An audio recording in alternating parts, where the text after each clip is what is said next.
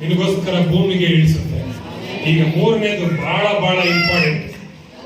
ಈ ಮೂರು ಚೆನ್ನಾಗಿ ಕಲ್ತ್ಕೊಳ್ರಿ, ಯಾವತ್ತು ಬಿದ್ದೋಗಲ್ಲ. ಏನೇ ಬಿರುಗಾಳಿ ಬರ್ಲಿ, ಏನೇ ತುಫಾನ್ ಬರ್ಲಿ, ಸುನಾಮಿ ಬರ್ಲಿ, ಕೊರೋನಾ ಬರ್ಲಿ, ಭಯ ಇಲ್ಲ. ಹೇಳ್ರಿ, ಭಯ ಇಲ್ಲ. ನನ್ನ ಕರ್ತನು ನನ್ನೊಂದಿಗಿದ್ದಾನೆ, ನನ್ನ ಇಮ್ಮಾನುವೇಲ್ ನನ್ನೊಂದಿಗಿದ್ದಾನೆ. ಎಲ್ಲ ದಿವಸ ನನ್ನ ಸಂಗಡ ಇರುವಂತ ದೇವರು. ತಾಯಿ ಗರ್ಭದಲ್ಲಿ ನಿಮ್ಮನ್ನು ಆರಿಸಿಕೊಂಡಿಲ್ಲ. ಏನಂತಾರೆ ಎಲ್ಲರೂ? ತಾಯಿ ಗರ್ಭದಲ್ಲಿ ಪಿಂಡವಾಗಿರುವಾಗಲೇ ನಿನ್ನ ಕಣ್ಣುಗಳು ನಾನು ನೋಡಿದವು ಅಂತ ಪ್ರಾರ್ಥನೆ. ಆದ್ರೆ ದೇವರು ಹೇಳ್ತಾರೆ, ಅದಕ್ಕಿಂತ ಹೆಚ್ಚಾಗಿ ಜಗತ್ತು ಉತ್ಪತ್ತಿ ಆಗೋದಕ್ಕೆ ಮುಂಚೆನೆ ಕ್ರಿಸ್ತನಲ್ಲಿ ನಾನು ನಿನ್ನನ್ನು ಆರಿಸಿಕೊಂಡಿದ್ದೇನೆ. ಹಲ್ಲೆಲೂಯಾ.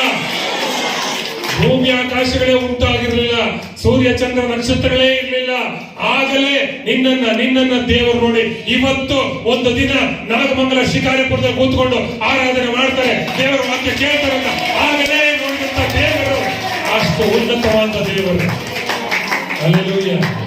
ಈಗ ನೋಡಿಲ್ರಿ, ಗರ್ಭದಲ್ಲಿದ್ದ ನೋಡಿಲ್ಲ. ಎಫೆಸಿ 1:3 ಬರ್ದಿಟ್ಕೊಡ್ರಿ, ಓದ್ರಿ. ಎಫೆಸಿ ಬರೆದ ಪತ್ರಿಕೆ 1:3 ಹೇಳ್ತಾರೆ, ಏನಂತೆ? ಕ್ರಿಸ್ತ ಯೇಸುನಲ್ಲಿ ಜಗತ್ತು ಉತ್ಪತ್ತಿ ಆಗುವುದಕ್ಕಿಂತ ಮುಂಚೆನೆ ಕ್ರಿಸ್ತನಲ್ಲಿ ನಿಮ್ಮನ್ನ ಆರಿಸಿಕೊಂಡಿರು.